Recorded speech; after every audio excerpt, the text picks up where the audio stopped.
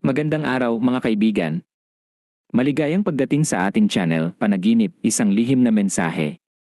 Ngayon, bago natin simulan ang ating artikulo para sa araw na ito, gusto kong sabihin muna, ang mga panaginip ay hindi lang basta mga panaginip.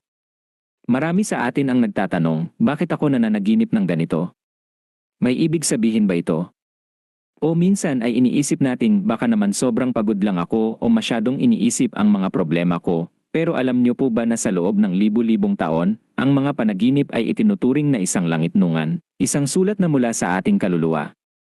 Sa seryeng ito, susuriin natin ang iba't ibang simbolo na lumalabas sa ating mga panaginip mula sa mga hayop tulad ng mga ahas, aso, pusa, hanggang sa mga lugar, bagay, at sitwasyon na tila ordinaryo pero mayroong di kaaraniwang kahulugan. Hindi tayo basta magbibigay ng mga paano ito ipakahulugan, kundi ibabahagi natin ang holistic na kaalaman at karunungan na nagmumula sa mga sinaunang tradisyon, mga pilosopiya, at ang kaalaman na ipinasa mula sa mga henerasyon hanggang ngayon.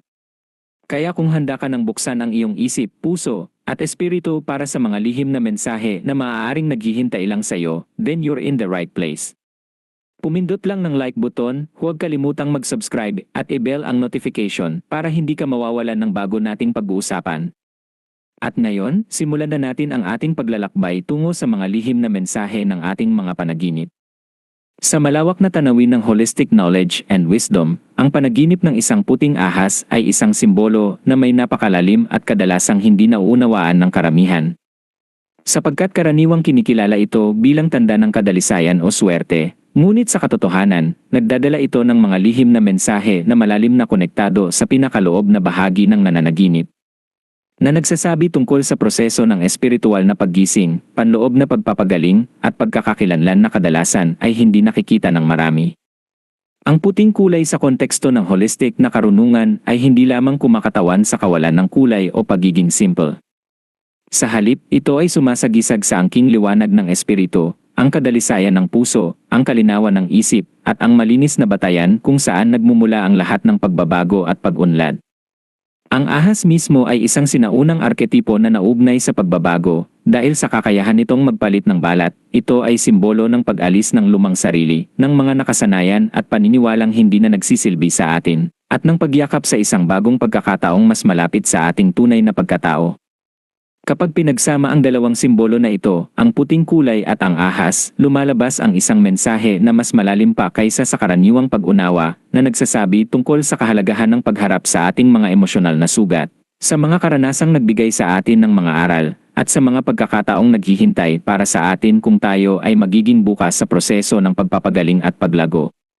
Ang puting ahas sa panaginip ay kadalasang kumakatawan sa ating divine self, ang mga aspeto ng ating pagkatao na konektado sa mas mataas na kapangyarihan, sa universo, at sa mga banal na puwersa na nagpapasigaw sa lahat ng nilalang. Karaniwang iniisip ng marami na ang espiritual na paglalakbay ay kailangang gawin sa pamamagitan ng mga mahirap na pagsubok o sa pamamagitan ng pag-alis sa mundong makamundo. Ngunit ang lihim na mensahe ng puting ahas ay nagsasabi na ang tunay na espiritual na pagkakaisa ay nasa loob natin, sa ating kakayahan na magmahal ng walang kondisyon, sa ating kakayahang intindihin at tanggapin ang iba, at sa ating kakayahang makaramdam ng koneksyon sa lahat ng buhay. Halimbawa, ang mga damdaming kalungkutan o lungkot na nararamdaman natin ay maaaring isang senyales na kailangan nating maglaan ng panahon para sa sarili nating pagpapagaling, o ang mga sandali ng kalinawan na nararanasan natin ay maaaring nagsasabi tungkol sa ating tunay na koneksyon sa mas mataas na kapangyarihan. Ang puting ahas ay dumadaan sa ating panaginip upang ipaalala sa atin na hindi tayo kailangang hanapin ang espiritu sa labas kundi sa halip ay tuklasin ito sa loob ng ating sarili. At na ang kadalisayan na maaaring nakatago sa ating puso ay maaaring magbigay ng liwanag sa ating landas at sa landas ng iba. Bukod pa rito, ang puting ahas ay maaaring kumatawan sa isang malalim na proseso ng panloob na pagpapagaling na nagsisimula sa pagkilala sa ating mga emosyonal na sugat at mga nakaraang karanasan na maaaring nagpapabigat sa atin, paglilinis ng kaluluwa, tulad ng mga sinaunang ritual na nagsasabi tungkol sa mga bayaning nagpagaling ng kanilang sarili at ng iba sa pamamagitan ng pagharap sa kanilang mga kahinaan at pagtanggap sa kanilang mga pagkakamali. Karaniwang natatakot ang mga tao sa ideyang ito ng pagharap sa kanilang mga sugat, dahil inaakala nila na ito ay magdudulot ng dagdag na sakit o kalungkutan. Ngunit ang lihim na mensahe ng puting ahas ay nagsasabi na ang pagpapagaling ay nagsisimula sa pagtanggap ng ating mga karanasan at sa pagbibigay daan sa sarili nating maramdaman ang mga emosyon na kaugnay nito. Sa panahon ng pagpapagaling na ito, natututunan nating maunawaan ang mga sanhi ng ating mga damdamin, mga ugali na nabuo natin mula sa mga nakaraang karanasan, at mga paniniwalang mula pa sa ating pagkabata o mga karanasang nagbigay sa atin ng takot o kahihiyan. Maaari itong magdala ng sakit sa simula, ngunit sa huli, nagbibigay ito ng kapayapaan at kalinawan dahil natututunan nating harapin ang mga bagay na dating nagpapabigat sa atin at ibigay ang sarili nating pahinga at pagpapahalaga.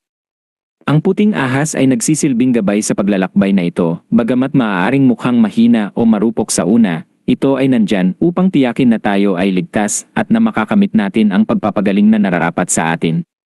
Isa pang lihim na mensahe ng puting ahas na hindi alam ng karamihan ay ang koneksyon nito sa mga sinaunang kaalaman tungkol sa espiritual na paglago at sa mga tradisyon ng mga babaylan, healer, at espiritual na guro. Sa maraming kultura sa buong mundo, ang puting ahas ay iginagalang bilang tagapagbantay ng mga sagradong kaalaman tungkol sa pagpapagaling, mga lihim na hindi ibinabahagi sa lahat, at mga paraan ng pagkakakilanlan sa sarili at sa universo. Kapag ito ay lumitaw sa ating panaginip, maaari itong nangangahulugan na tayo ay tinatawag na buksan ang ating sarili sa mga kaalamang ito, na maaaring hindi matutunan sa mga paaralan o sa mga modernong aklat kundi sa pamamagitan ng ating intuisyon, mga karanasan, at koneksyon sa ating mga ninuno at sa kalikasan. Maaari itong magpahiwatig na may mga kasanayan o talento tayo sa pagpapagaling, sa pag-unawa sa mga damdamin ng iba, o sa pagpapadala ng positibong enerhiya, mga bagay na hindi natin napapansin dahil mas nakatuon tayo sa mga pangangailangan ng mundo sa ating paligid. Halimbawa, maaaring kailangan nating matuto ng mga kasanayan sa meditasyon, yoga, o iba pang gawain na nagdudulot ng kapayapaan at balanse sa ating buhay. O maaaring kailangan nating makipag-ugnayan sa mga tao na may karanasan sa espiritual na paglalakbay upang matuto mula sa kanilang karunungan. Ang puting ahas ay nagpapahiwatig na oras na para tuklasin ang mga kasanayang ito at gamitin ang mga ito upang buhayin ang ating sarili at tulungan ang iba na makamit ang kanilang sariling pagpapagaling at paglago. Bukod sa mga aspeto ng sarili, ang puting ahas ay maaari ring magdala ng mensahe tungkol sa ating mga relasyon at sa mga sitwasyon sa ating buhay na tila nangangailangan ng kadalisayan at katotohanan. Minsan, ang mga relasyon natin ay napapailalim sa mga hidwaan o hindi pagkakaunawaan dahil sa mga kasinungalingan, pagkukunwari, o mga hindi tapat na intensyon. Ang puting ahas ay maaaring ipaalala sa atin na kailangan nating maging tapat sa ating sarili at sa iba, kahit na ang katotohanan ay masakit o hindi komportable. Maaari itong magpahiwatig na may mga bagay tayo na kailangang sabihin sa mga taong mahal natin, mga damdamin o pangangailangan na hindi natin kayang ibahagi dahil sa takot sa pagtanggi o pagkawala ng relasyon. Sa halip na itago ang mga bagay na ito, ang puting ahas ay nagsasabi na kailangan nating harapin ang mga ito ng may tapang at pag-ibig upang ang ating mga relasyon ay maaaring lumago at maging mas tunay at makabuluhan. Maaari rin itong magpahiwatig na kailangan nating magtakda ng mga hangganan sa ating mga relasyon na malinaw na sabihin kung ano ang ating kaya at hindi kaya tanggapin upang mapanatili natin ang kadalisayan at kagalingan ng ating mga ugnayan sa iba. Ang puting ahas ay maaari ring kumatawan sa isang bagong yugto ng ating buhay na puno ng espiritual na pag-asa at pagkakataong makipag-ugnayan sa mas mataas na kapangyarihan. Minsan, ang buhay ay nagdadala sa atin ng mga pagsubok na tila napakalaki o hindi malampasan, mga pagkawala ng mahal sa buhay, mga problema sa kalusugan, o mga kahirapan sa trabaho o sa tahanan. Karaniwang iniisip ng mga tao na ang mga pagsubok na ito ay mga parusa o tanda ng masamang kapalaran. Ngunit ang lihim na mensahe ng puting ahas ay nagsasabi na ang mga ito ay mga pagkakataon para sa espiritual na paglago at pagkakakilanlan sa sarili. Ang puting kulay ng ahas ay sumasagisag sa angking kadalisayan at liwanag na nasa loob natin, isang enerhiya na nagbibigay daan sa atin na harapin ang mga hamon na ito ng may lakas ng loob at pananampalataya. Kapag tinanggap natin ang mga pagsubok na ito ng may bukas na puso at isipan, natututunan nating mas mahusay na kilalanin ang ating sarili, matuklasan ang ating mga kakayahan sa pagpapagaling, at makamit ang mga bagay na dati nating akalain na imposible. Ang puting ahas ay nandyan upang gabayan tayo sa prosesong ito, upang ipaalala sa atin na hindi tayo nag-iisa at na mayroong isang mas mataas na layunin sa lahat ng nangyayari sa ating buhay. Isa pang mahalagang aspeto ng puting ahas na hindi alam ng karamihan ay ang koneksyon nito sa ating mga pangarap na may kinalaman sa espiritual na paglago at sa ating kakayahang makipag-ugnayan sa mga banal na puwersa. Sa maraming kultura, ang ahas ay iginagalang bilang simbolo ng koneksyon sa mundo ng mga espiritu, ng kakayahang makatanggap ng mga mensahe mula sa mas mataas na kapangyarihan at gamitin ang mga mensaheng ito upang gabayan ang ating buhay.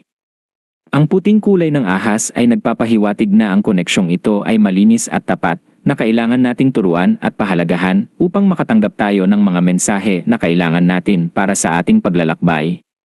Karaniwang kinokontrol ng mga tao ang kanilang mga pangarap o mga karanasang espiritual dahil sa takot sa pagiging kakaiba o sa mga paniniwalang hindi totoo ang mga ito. Ngunit ang puting ahas ay nagsasabi na ang mga karanasang ito ay bahagi ng ating natural na pagkatao at maaaring gamitin bilang isang puwersa para sa espiritual na pag-unlad at pagpapagaling. Kapag natutunan nating yakapin at igalang ang mga karanasang ito, natututunan din nating mas mahusay na makiramdam sa ating mga emosyon, makita ang mga pagkakataong naghihintay para sa atin, at ibahagi ang ating mga karanasan sa iba, na nagdudulot ng mas malalim na pagkakaisa sa sarili at sa mundo sa ating paligid. Sa huli, ang pinakamahalagang lihim na mensahe ng puting ahas sa panaginip ay ang pag-alala na ang tunay na kagalingan at kapayapaan ay nasa loob natin, na hindi kailangan nating hanapin ito sa labas o sa mga material na bagay. Karaniwang hinahanap ng mga tao ang kaligayahan, kagalingan, at kahalagahan sa mga tagumpay, kayamanan, o pagkilala mula sa iba, ngunit ang puting ahas ay nagsasabi na ang tunay na kagalakan at kasiyahan ay nagmumula sa loob, sa pag-unawa sa ating sarili, sa pagtanggap ng ating mga kahinaan at lakas, at sa pagyakap sa ating tunay na layunin sa buhay. Ang paglalakbay tungo sa pag-unawa na ito ay hindi palaging madali. Maaari itong mangailangan ng maraming oras, pagsisikap, at pagpapakumbaba. Ngunit ang puting ahas ay nandyan upang gabayan tayo sa bawat hakbang ng daan, upang ipaalala sa atin na ang bawat pagkakataon sa pagpapagaling ay isang pagkakataon para sa paglago, at na ang kadalisayan na nasa loob natin ay maaaring magbigay ng liwanag sa ating sarili at sa iba. Sa pamamagitan ng pagtanggap sa mensahe ng puting ahas, natututunan nating maging mas mapagpakumbaba, mas buo, at mas malapit sa ating tunay na sarili, at sa gayon, maaari nating ibahagi ang ating liwanag at karunungan sa iba, na nagdudulot ng positibong pagbabago sa ating sarili, sa ating mga pamilya, at sa buong mundo. At yun na po. Sana ay meron kang natutunang bago ngayong araw, at sana'y mas maging maingat ka na sa mga mensaheng dala ng iyong mga panaginip. Tandaan, ang bawat panaginip ay isang pagkakataong makausap ang sarili mong kaluluwa. Kaya huwag itong baliwalain. Marahil ay meron kang sariling panaginip na gusto mong malaman ang kahulugan, huwag mahiyang mag-comment sa ibaba. At kung nagustuhan mo ito, pindutin ang like button, subscribe para sa iba pang video, at i-share sa mga kaibigan mo na maaaring nangangailangan ng ganitong pag-unawa. Hanggang sa muli, mga kaibigan, ingat lagi at patuloy nating yakapin ang mga lihim na mensahe ng ating mga panaginip.